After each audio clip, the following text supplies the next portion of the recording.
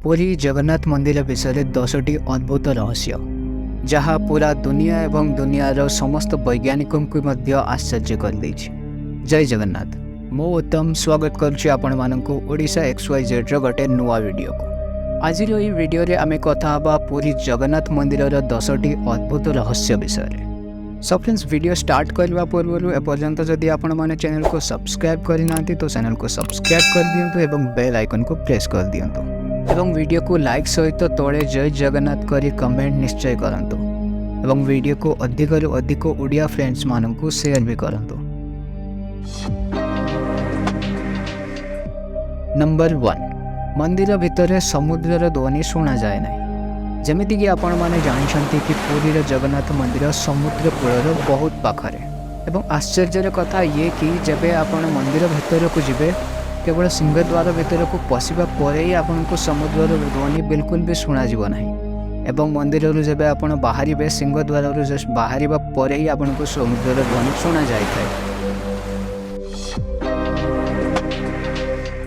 Number 2, Puri Jagannath मंदिर उपरे थिबा चक्र को नील चक्र कुहा जाए एवं एही चक्र को आपण कोठू भी देखिले आपण को लागिवो कि एही चक्र आपण को आड़े मुह करी अछि।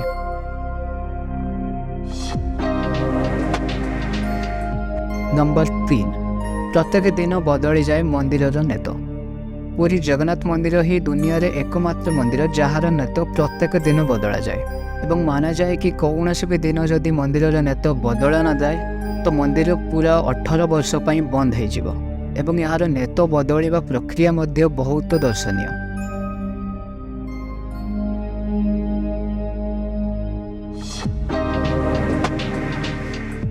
नंबर 4, मंदिर उपरे केबे भी कौनसी पक्षी बसे नहीं। सो जमिति कि आपण माने केबे ना केबे ध्यान देइथिबे कि कौनसी भी मंदिर उपरे अधिक रु अधिक पक्षी किंबा अलग अलग प्रकार चढ़ई बसी थांती, किंतु पुरीर जगन्नाथ मंदिर एकमात्र मंदिर जहाँ उपरे कौनसी भी चढ़ई केबे बसी न थांती एवं मंदिर उपरे मध्य कौनसी पक्षी उड़ी न थांती एवं मंदिर उपरे एरोप्लेन एवं हेलिकॉप्टर मध्य उड़ी न थाए।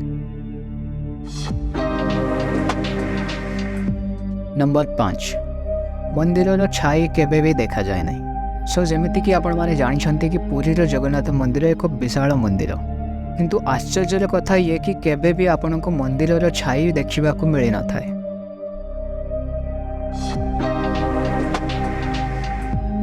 नंबर 6, नॉर्मली समुद्र पवन दिन बेले समुद्र भूमि आड़े बहे एवं राति बेले भूमि आड़ू समुद्र आड़े बहे, किंतु पुरी रे यार पूरा उल्टा चले। दिन बेले पवन भूमि आड़ू समुद्र आड़े बहे एवं राति बेले पवन समुद्र आड़ू भूमि आड़े बहे। सो जमिति कि आपण माने जानिछंती मंदिर नेत सब बेले पवन साथी ही बहे, किंतु पुरी जगन्नाथ मंदिर एकमात्र एमिति मंदिर जहार नेत पवन रो ऑपोजिट साइड रे ही उड़ी थाए।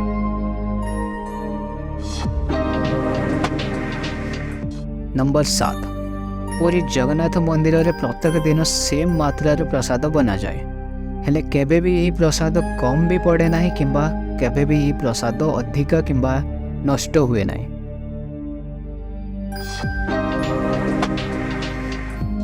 नंबर 8, पुरी जगन्नाथ मंदिर रे प्रसाद 7टी हांडी गोटे उपरे गोटे रखी रंधा जाए एवं एठारे जो हांडी यूज करा जाए ताहा माटी रे बना होता है एवं आश्चर्यर कथा ये कि जो गोटे उपरे गोटे हांडी रखा जाए जहाँ सबुठारु उपरे थाए 7 नंबर हांडी रे सबुठारु प्रथमे प्रसाद प्रस्तुत हुए एवं जो हांडी सबुठारु तले थाए सेथिरे सबुठारु लास्ट रे प्रसाद प्रस्तुत हुए एवं पुरी जगन्नाथ मंदिर रोषैशाला किंबा किचेन दुनियार सबुठारु बड़ किचेन।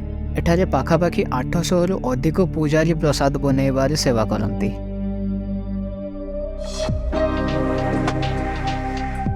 नंबर 9, पुरी जगन्नाथ मंदिर रे थिबा मूर्ति श्री जगन्नाथ, श्री बलभद्र एवं माता सुभद्रा मूर्ति प्रत्येक 12 वर्ष रे बदली जाए।